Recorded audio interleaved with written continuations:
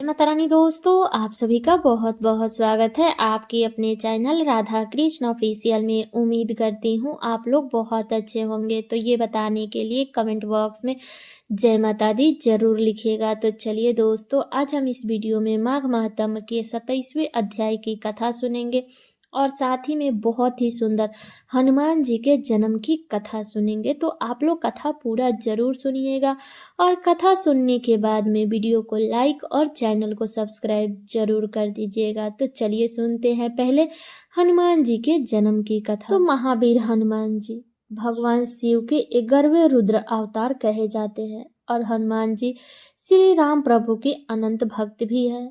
हनुमान जी ने वानर जाति में जन्म लिया और उनकी माता का नाम अंजनी और उनके पिता का नाम वानरराज केसरी है, इसलिए उन्हें अंजनी और केसरी का नंदन के नाम से भी पुकारा जाता है। पौराणिक कथा के अनुसार एक दिन माता अंजनी पर्वत के शिखर पर खड़ी सूर्यदेव की तेज और खूबसूरती में लीन थी।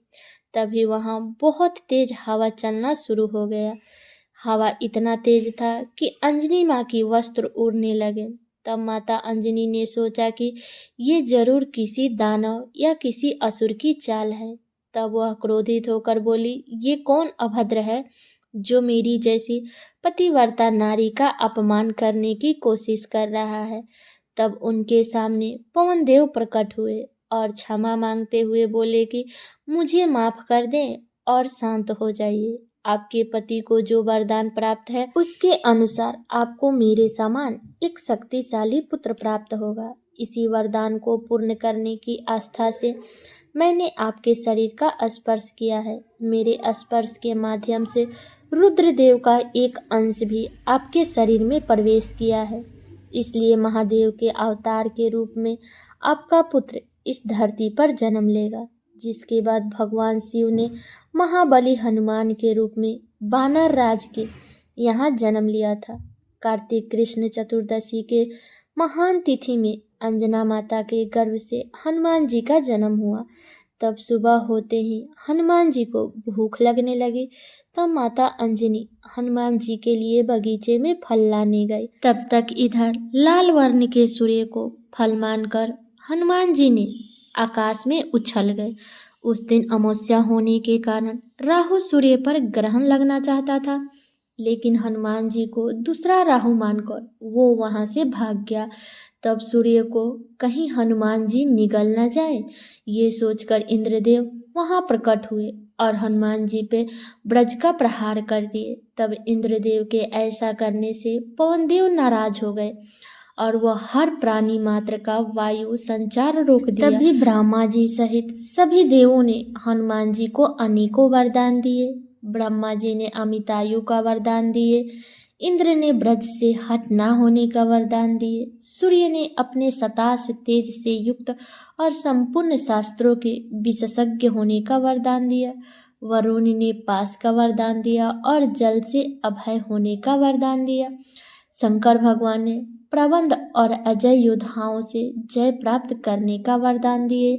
इस प्रकार सभी देवताओं के वरों को पाकर आगे जाकर हनुमान जी ने जो अमित पराक्रम का जो काम किए वह सभी हनुमान भक्तों में प्रसिद्ध है। तो ये थी हनुमान जी की जन्म की कथा। अब चलिए सुनते हैं माघ महात्म के 27वें अध्याय की कथा। तो जैसे कि आपने पिछले अध्याय में सुना था कि कैसे प्रेत ने नदी के तट पे बानर के पिछले जन्म की कथा सारस ने उसे बताई थी, जिसे सुनकर बानर ने कहा कि पहले जन्म में मैं तुम्हारा पूजा करता था, अब तुम मुझको प्रणाम करते हो। तुम जाति के स्मरण से मेरे पूर्व जन्म के वृतांत को जानते हो। आनंद पूर्वक रहो, तुम्हारा कल्याण होगा। तुम्हारे वचन को सुनकर मैं मोह रहित होकर वन में विचार करूंगा। प्रेत ने सारस और बंदर का यही वचन सुना था। उसको सुन करके उसको बोध हुआ और मोह तथा शोक का नाश हुआ। अब इसके आगे की अध्याय सुनिए। प्रेत कहने लगा कि हे पार्थिव, मैं इस समय तुम्हारे पास जो गंगा जल है उसे मांगता हूँ, क्योंकि मैंने इसका बहुत कुछ महात्म्य सुना है। मैंने इस पर्वत पर गंगा जल का बड़ा अद्भुत आश्चर्य देखा था, इसलिए यह जल मांगता हूँ। मैं प्रेत योनि में अति दुखी हूँ। एक ब्राह्मण अनधिकारी को यज्ञ कराकर ब्रह्म राक्षस हो गया है। वह हमारे साथ 8 वर्ष तक रहा है। उसके पुत्र ने उसकी अस्थियों को इकट्ठा करके गंगा में कनखल स्थल में गिरवा दिया है। उसी समय वह राक्षस सत्व त्याग करके सद्गति को प्राप्त हुआ। मैंने प्रत्यक्ष देखा है, इसलिए मैंने तुमसे प्रार्थना की है कि मैंने पहले जन्म में तीर्थ स्थानों में बड़े बड़े दान लिए थे और उनका प्रायश्चित नहीं किया था। इसी से मैं हजारों वर्ष तक इस प्रेत योनि में, जिसमें अन्न और जल मिलना अति दुर्लभ है, दुख पा रहा हूँ। इस योनि में मुझको हजारों वर्ष बीत गए हैं। इस समय आप जल देकर मेरे प्राण को, जो कंठ तक आ गए हैं, उसे बचाओ। कुष्ठ आदि रोग से भी मनुष्य प्राणों को त्याग करने की इच्छा नहीं करता। देवदयुति कहने लगे कि ऐसे उस प्रेत के वचन सुनकर वह ब्राह्मण बड़ा विस्मित हुआ और वह अपने मन में विचारने लगा कि संसार में पाप और पुण्य के फल अवश्य आ पड़ते हैं। देव, दानव, मनुष्य, कीड़े मकोड़े भी रोगों से पीड़ित होते हैं।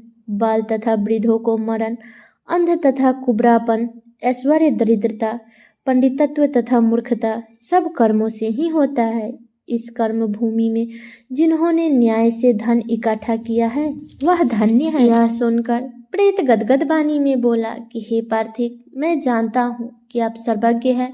आप मुझको जीवन का आधार जल इस प्रकार दो जैसे मेघ चातक को देता है। तब पार्थिव कहने लगा कि हे प्रेत, मेरे माता पिता भृगु क्षेत्र में बैठे हैं, मैं उन्हीं के लिए जल लाया। अब बीच में तुमने गंगा के संगम का जल मांग लिया है। अब मैं इसी धर्म संदेह में पड़ गया कि क्या कांड वस्तु में यज्ञों को इतना नहीं मानता जितना प्राण रक्षा को मानता है। इसलिए प्रेत को जल देकर तृप्त करके माता पिता के लिए फिर जल लाऊंगा। लोमस जी कहने लगे कि इस प्रकार उस पार्थिव ने गंगा यमुना के संगम का जल उस प्रेत को दिया। तब उस प्रेत ने प्रीतिपूर्वक जल को पिया। उसी समय वह प्रेत शरीर को छोड़कर दिव्य देहधारी हो गया। केरल कहने लगा कि बिंदु मात्र गंगा जल से ही वह प्रेत मुक्त हो गया।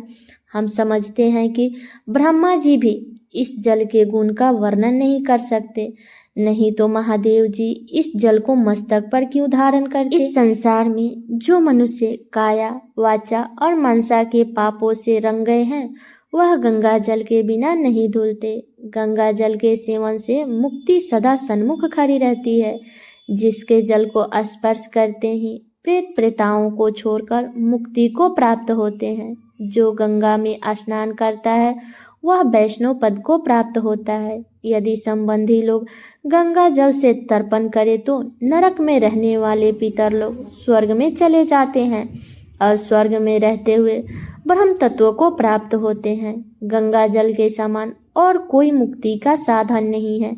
वह प्रेत वहां से चला गया और 1 मास में जब वह माघ मास आया तो उसने सुने हुए प्रयाग महात्म्य के अनुसार गंगा यमुना के संगम पर स्नान करके पिशाच शरीर को धारण कर भक्ति पूर्वक नारायण की स्तुति करता हुआ वह द्रविड़ देश का राजा गंधर्व से सेवित उत्तम विमान पर बैठकर इंद्रपुरी को गया। सो हे द्विज, यह इतिहास पापों का जल्द ही नाश करता है। इसमें धर्म का ज्ञान होता है।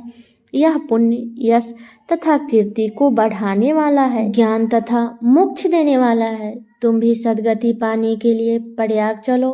वहां पर हम ऐसे स्नान करें जैसे देवताओं को दुर्लभ होता है। वहां पर श्राप से पैदा हुआ पिचासपन सब नाश को प्राप्त हो जाएगा। इस प्रकार लोमस जी के मुख से अमृतमय मधुर कथा को सुनकर मानो अमृत पीकर सब प्रसन्न हुए और पाप रूपी समुद्र से पार हुए।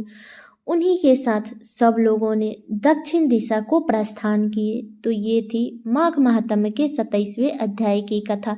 तो ये कथा मेरी यहीं पे समाप्त हुआ। इसके आगे की कथा आप लोग अगले अध्याय में सुनिएगा। तो ये कथा यहीं तक का था। कैसा लगा ये कथा आप लोग कमेंट करके ज़रूर बताइएगा। चैनल पे नए आए हैं तो सब्सक्राइब कर दीजिएगा, वीडियो को लाइक कर दीजिएगा और वीडियो को शेयर कर दीजिएगा ताकि हर कोई माघ महात्म्य के इस अध्याय की कथा को को सुन सके। तो चलिए दोस्तों, मिलती हूँ अगले वीडियो में किसी नए वीडियो के साथ में। तब तक के लिए नमस्कार।